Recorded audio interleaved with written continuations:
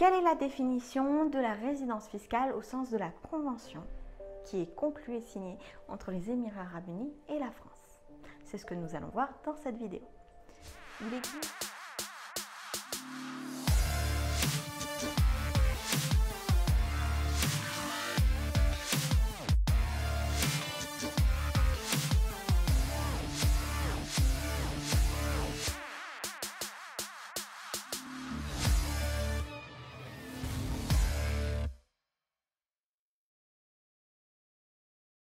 Il existe entre la France et les Émirats arabes unis une convention fiscale qui a été signée, qui vient déterminer quels sont les critères de résidence fiscale au sens de la convention. Donc on va faire bien attention, il existe une définition de la résidence fiscale au sens de la convention, il existe une définition de la résidence fiscale au sens des Émirats arabes unis, comme il existe une définition de la résidence fiscale au sens de la France et plus particulièrement de l'Union européenne.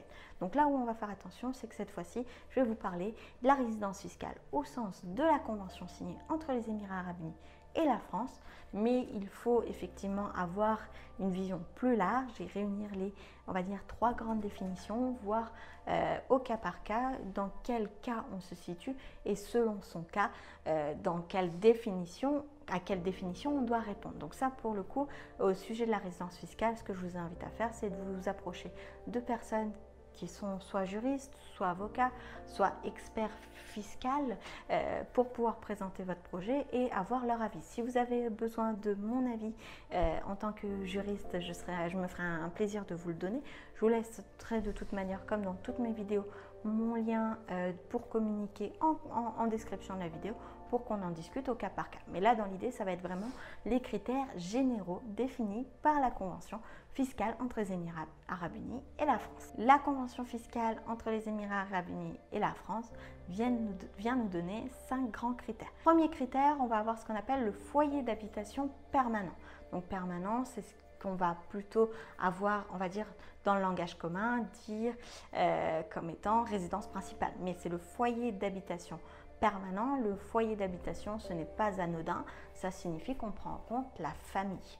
Donc le foyer d'habitation permanent est l'un des critères. Donc l'idée, c'est pas de venir cocher les 5 critères, mais c'est l'un des critères de définition de la résidence fiscale. Si on en coche la majorité, a priori, c'est comme une balance. On va pencher plutôt du côté des Émirats arabes unis ou plutôt du côté français pour sa résidence fiscale. L'idée, c'est on prend les 5 critères, on en fait la balance, on voit là où ça penche. C'est plutôt un petit peu ça le concept. Deuxième critère qui est important, la nationalité. Quelle est votre nationalité? Troisième critère, l'accord entre les États. Donc ce critère-là, il est un petit peu redondant dans le sens où on est déjà au sein d'une convention, donc au sein d'un accord entre 2 États. Parmi les 3 critères les plus importants, on a ce que je vous avais dit, le foyer d'habitation permanent, mais on va avoir également le lieu de séjour habituel et le centre des intérêts vitaux. Donc le lieu de séjour habituel, c'est l'endroit où on passe le plus de temps, où on a l'habitude d'y être. Donc ça peut être les Émirats arabes unis, ça peut être la France, ça peut être un autre pays. C'est pourquoi ce critère-là est important, parce qu'on peut très bien avoir une résidence principale permanente en France et vivre ailleurs de manière habituelle. Et enfin, ce centre des intérêts vitaux est important. Ça signifie qu'une personne qui viendrait une fois tous les 6 mois à Dubaï, ayant une société à Dubaï, mais qui passe la majorité de son temps, donc son lieu d'habitation habituel est en France, son centre des intérêts économiques est en France parce que son fournisseur est français, parce que ses clients sont uniquement français, parce que son site web est en français et parce que l'entrepôt qui stocke ses produits est en France. C'est pas parce qu'il a passé un jour sur le territoire qu'il est résident fiscal aux Émirats. Et c'est pas parce qu'il a non plus un visa résident des Émirats arabes unis qu'il est devenu résident fiscal des Émirats. Donc c'est vraiment, là je caricature un petit peu, mais c'est vraiment ça l'idée, c'est qu'on a ce qu'on appelle d'un côté le visa résident, qui ne préjuge pas de la résidence fiscale.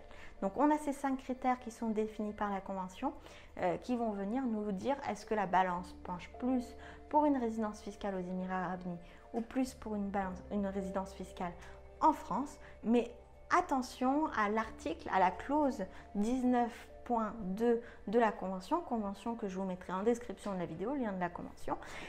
Attention à cet article qui semble vouloir dire qu'on pourrait tout à fait être résident aux Émirats Arabes Unis, vivre aux Émirats Arabes Unis, mais continuer à être considéré comme résident fiscal en France. Donc c'est là où c'est important de bien faire les choses, d'avoir un process qui est clair et de faire les bonnes démarches administratives au bon moment, parce que il serait fortement désagréable de venir vivre à Dubaï pour se rendre compte que finalement on doit payer ses impôts en France.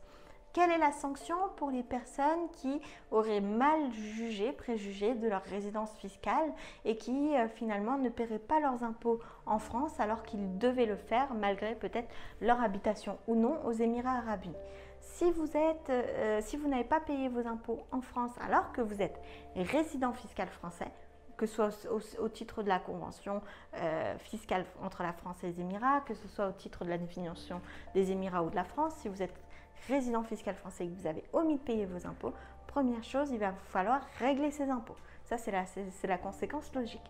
Deuxième chose qui est importante à savoir, vous avez un intérêt qui s'applique sur le non-paiement des impôts, un intérêt qui est de 0,2% par mois pendant lesquels vous n'avez pas réglé vos impôts. Donc, il y a 0,2% d'intérêt qui s'ajoute au montant d'impôt qui doit être payé, qui doit être réglé auprès de la France. Et enfin, vous avez une pénalité qui généralement est qui est de l'ordre des 10%.